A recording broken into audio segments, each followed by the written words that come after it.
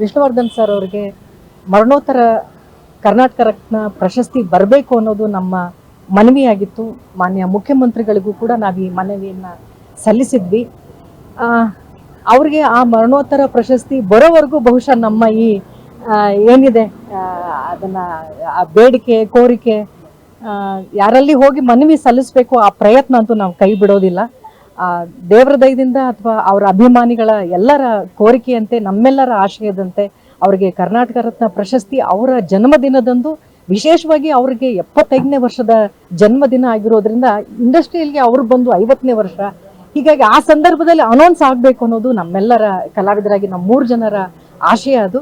ಅದನ್ನ ಮಾಡ್ತಾರೆ ಅನ್ನುವಂತಹ ನಂಬಿಕೆ ನಮಗಿದೆ. ಹಾಗಾಗಿ ಇವತ್ತು ಡಿ ಕೆ ಶಿವಕುಮಾರ್ ಅವ್ರನ್ನ ನಾವು ಭೇಟಿ ಮಾಡಿದ್ವಿ. ಅತ್ಯಂತ ಸಕಾರಾತ್ಮಕವಾಗಿ ನಮಗೆ ಸ್ಪಂದಿಸಿದ್ದಾರೆ. ಖಂಡಿತವಾಗ್ಲೂ ಅವತ್ತು ಅನೌನ್ಸ್ ಮಾಡ್ತೀವಿ ಎನ್ನುವಂತಹ ಭರವಸೆ ಕೊಟ್ಟಿದ್ದಾರೆ. ಅದು ನಿಜ ಆಗುತ್ತೆ ಅಂತ ನಾವೆಲ್ಲರೂ ಅನ್ಕೊಳ್ತಾ ಇದೀವಿ. ಹಾಗೆ ಹಾಗೆ ಆಗುತ್ತೆ.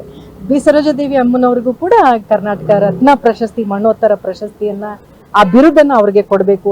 ಅವರ ಮನೆ ಇರುವಂತಹ ಆ ರಸ್ತೆಗೂ ಕೂಡ ಅವರ ಹೆಸರು ಇಡಬೇಕು ಅನ್ನುವಂತ ಮನವಿ ಮಾಡಿದೀವಿ. ಇವೆಲ್ಲವಕ್ಕೂ ಕೂಡ ಅವರು ಸಕಾರಾತ್ಮಕವಾಗಿ ಸ್ಪಂದಿಸಿದ್ದಾರೆ. ಆ ದಿನ ಬರುತ್ತೆ ಅಂತ ನಾವು ನಂಬ್ಕೊಂಡಿದ್ದೀವಿ. ಬರೋವರೆಗೂ ನಮ್ಮ ಪ್ರಯತ್ನ ಹೀಗೆ ಇರುತ್ತೆ.